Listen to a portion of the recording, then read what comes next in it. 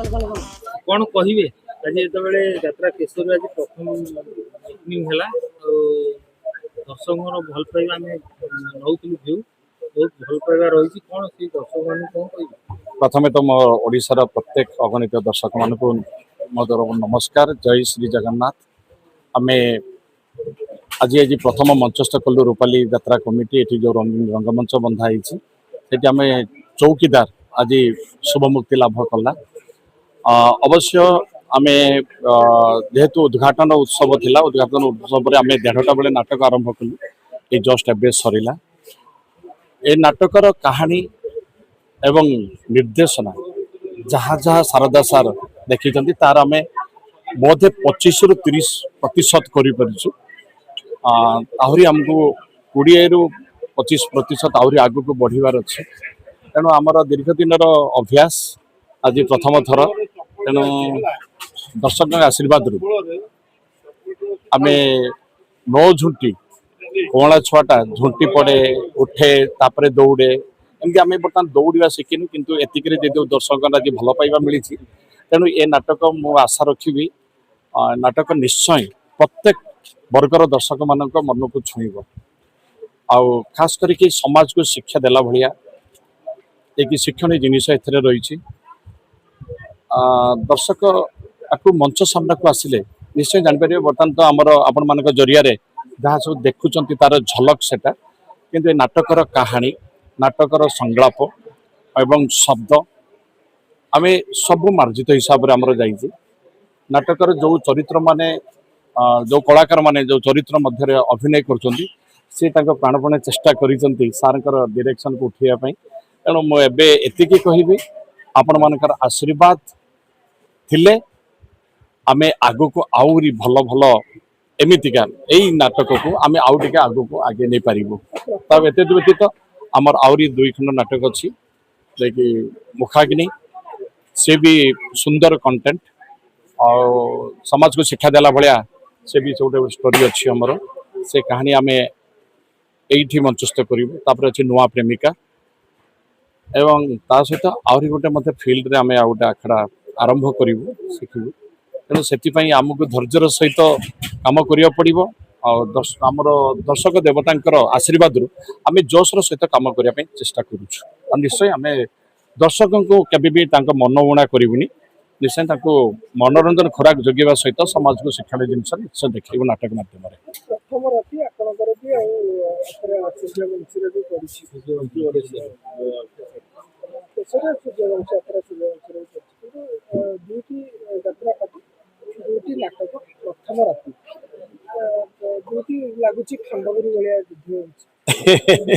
नहीं युद्ध कौन ये बहुत खुशी कथा कहीं ये हूँ ओडिशा माटीर ये राजधानी एठी आम 30टा जाक जिलार दर्शक ये जगह था खाली उड़िया नुहति आमर उड़िया यात्रा को भल पाउथुबा आम भारतीय माने भी एठी भुवनेश्वर रोचंती। तेणु से देखुं जे मेलोडी रेकर्ड डांस एवं नाटक कौन चल देखा नन ओडिया भी आसी ग्रीन रूम को मिसापी आसते। तेणु प्रत्येक वर्गर दर्शक एवं प्रत्येक जिलूर जिते दर्शक ये रोचंती एठी 2टा पार्टी तो सामान्य 6टा पार्टी पड़े भी निश्चय दर्शक आमर प्रेक्षालय निश्चय भरपूर देखा मिल जदि नाटक भल थी जदि नाटक भल न हाउलिंग जोटा कि सेटा को पसंद करेनी एक्चुअली ये हाउलिंग द्वारा भल नाटक भी रही जाऊँ माने गोटे नाट्यकार आमर ये नाटक लिखिं डॉक्टर रंजीत लेंका तांकर लेखनी आदृत जो शब्द एवं कहानी बहुत खूब शीघ्र प्रस्तुत करिथिबा कहानी ए कहानी आम मान मन को छुई माने प्रत्येक चरित्र से इमिति भाव नहीं आउे डायरेक्शन एमती अमृतांशु पट्टनायक संगीत शारदा सारंकर डायरेक्शन एवं बापी सारंकर नृत्य सब माने प्राणपणे चेष्टा कर नाटक कि भल करने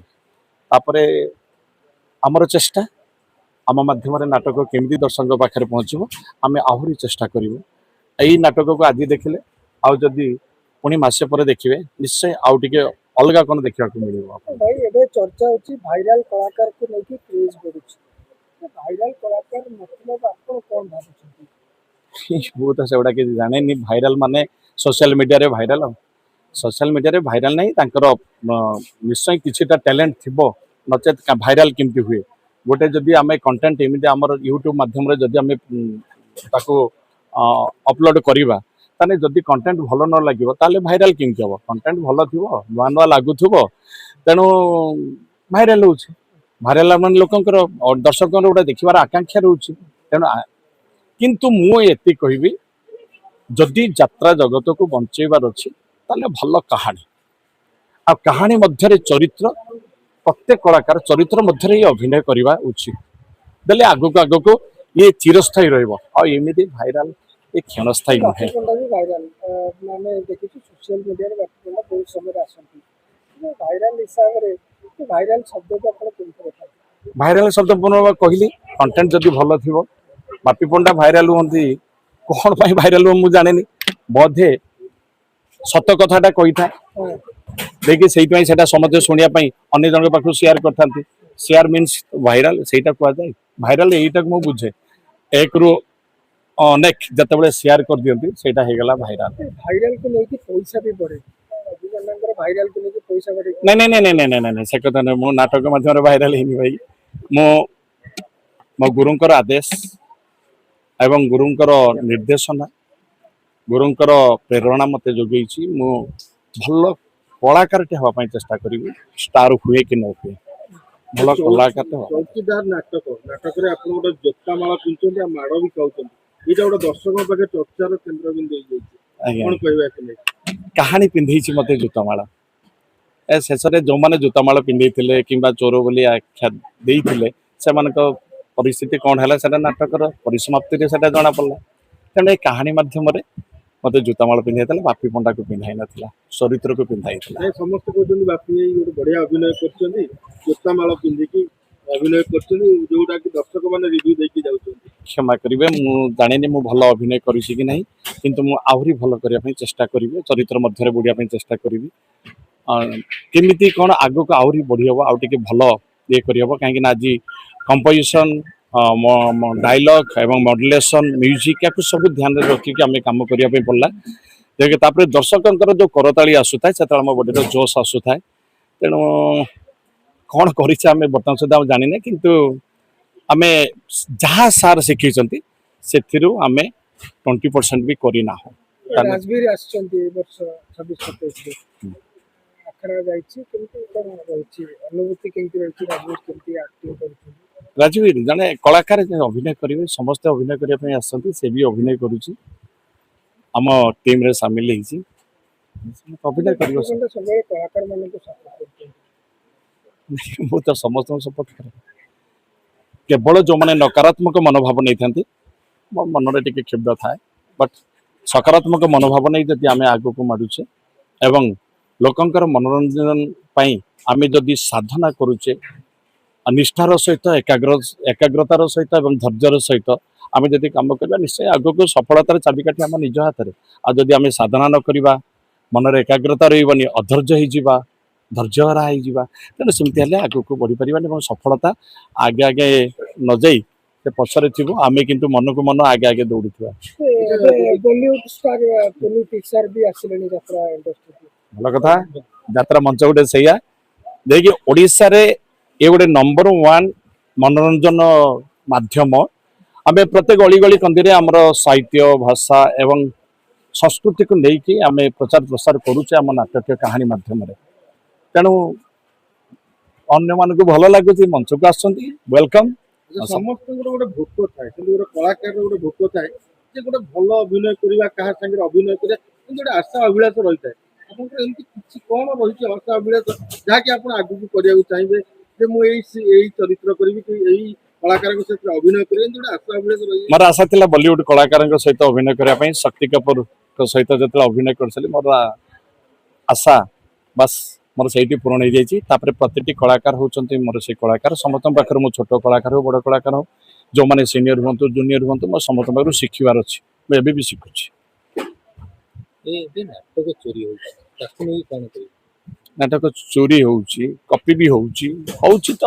ନାଟକ ଚୋରି ହେଇଯାଉଛି ସାଙ୍ଗେ ସାଙ୍ଗେ ଆମର ଯୋଉଦିନ ଫାଇନାଲ ରିହର୍ସାଲ ବି ହଉଛି ଯୋଉଦିନ ଆମେ ଫାଇନାଲ ଷ୍ଟେଜ ରିହର୍ସାଲ କରୁଛେ ସେଇଦିନ ବି ନାଟକ ବାହାରି ଯାଉଛି ଏଥିପାଇଁ ପ୍ରଯୋଜକ ମାନଙ୍କର ମଧ୍ୟ ଦୁର୍ବଳତା ଯଦି ତାଙ୍କ ଉପରେ ଲିଗାଲି ଆକ୍ସନ କିଛି ନିଆଯାନ୍ତା ତାହେଲେ ଏମାନେ ଚୋରି କରିବା ପାଇଁ ସାହସ କରନ୍ତି ନା ଆମର ନିୟମ କାନୁନ କାହିଁକି ରହିଛି ଯଦି ଆମେ ସମସ୍ତେ ଶୃଙ୍ଖଳିତ ତାହେଲେ ପୋଲିସ ବାହିନୀ କାହିଁକି ରହିଛି ଯଦି ଆମେ ସମସ୍ତେ ସାଧୁ ତାହେଲେ ପୋଲିସ କାହିଁକି ରହିଛି ତା ପାଇଁ ଆଇନ କାହିଁକି ତିଆରି ହେଇଛି ତେଣୁ ଏମାନଙ୍କ ଉପରେ ଦୃଢତାର କାର୍ଯ୍ୟାନୁଷ୍ଠାନ ଯଦି ଗ୍ରହଣ କରାଯାଏ ଆଉ ସେଟା ପ୍ରଯୋଜକ ଚାହିଁଲେ ହବ ପ୍ଲସ୍ ସେଥିରେ ନାଟ୍ୟକାର ନିର୍ଦ୍ଦେଶକ ମାନେ ମଧ୍ୟ ସାମିଲ ହେବା ଉଚିତ ଯେ ନାଟକର କାହାଣୀ ଚୋରି ନ ହଉ ଆଉ କପି ହେଇଯାଉଛି ପୁରା କପି ହେଇଯାଉଛି ଆମେ ଏଠି ଶୁଭମୁକ୍ତି ଲାଭ କରିବା ପୂର୍ବରୁ ଅନ୍ୟ ଗୋଟି ଗାଁରେ ଡ୍ରାମା ବି ହେଇସାରୁଛି ହଉଛି ସେମିତିକା ଏଇଟା ଆମର ଦୁର୍ବଳତା ଆମ ପ୍ରଯୋଜକଙ୍କର ଦୁର୍ବଳତା ଏଥିରେ ସମସ୍ତେ ଯଦି ସଚେତନ ରହିବେ